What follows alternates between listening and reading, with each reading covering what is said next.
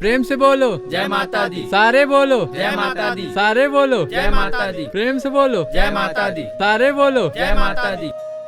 कहाँ जाते हो भैया? भाई आज माता के विदाई के दिन है, विसर्जन करे बर जाथन जी। अच्छा, आज विदाई के दिन है। प्रेम से बोलो जय माता दी। सारे बोलो जय माता दी। सारे बोलो जय माता दी।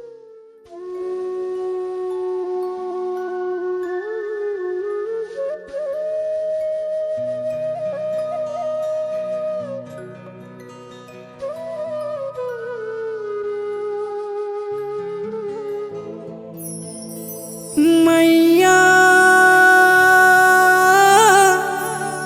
कैसे रहूं मैं, दाई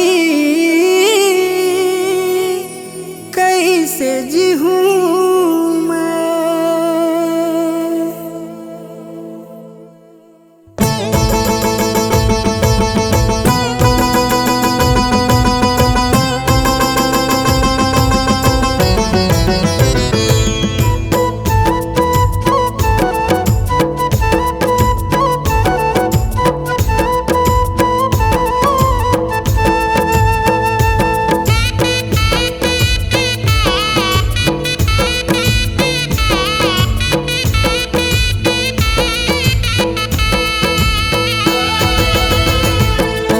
बता मोर दाई कैसे कराऊं विदाई, कहीं बता मोर माई कैसे कराऊं विदाई, कहीं बता मोर दाई कैसे कराऊं विदाई, कहीं बता मोर माई कैसे कराऊं विदाई।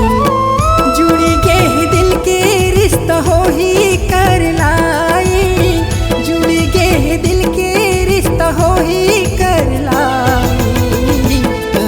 बता मोर दाई कैसे कराऊं विदाई, कहीं बता मोर माई कैसे कराऊं विदाई।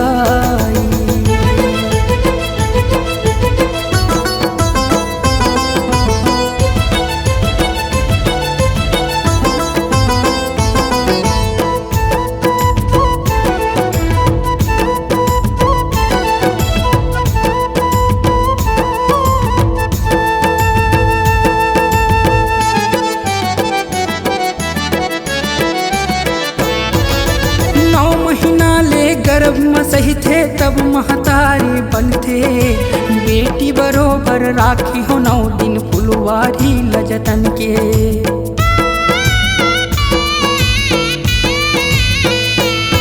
ये 9 महीना ले गर्भ में सही थे तब महतारी बनथे, बेटी बरोबर राखी हो 9 दिन फुलवारी मजतन के।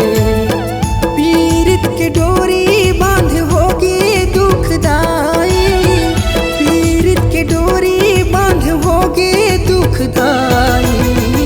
कहीं बता मोर दाई कैसे कराऊं विदाई, कहीं बता महमाई कैसे कराऊं विदाई, कहीं बता मोर दाई कैसे कराऊं विदाई, कहीं बता महतारी कैसे कराऊं विदाई।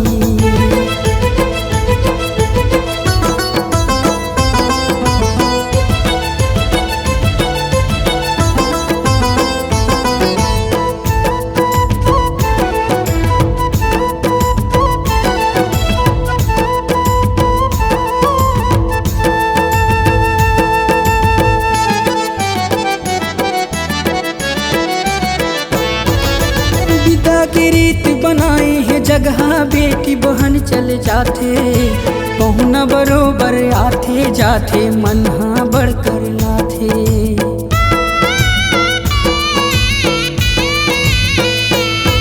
ये विदा की रीत बनाई है जगह बेटी बहन चले जाते, पहुना बरोबर आते जाते मनहा बढ़कर लाथे। फाटे मोर करे जा सुन के हो ही अब विदाई, फाटे मोर करे जा सुन के हो ही अब विदाई। कहीं बता मोर दाई कैसे कराऊं विदाई, कहीं बता मोर माई कैसे कराऊं विदाई, कहीं बता मोर दाई कैसे कराऊं विदाई।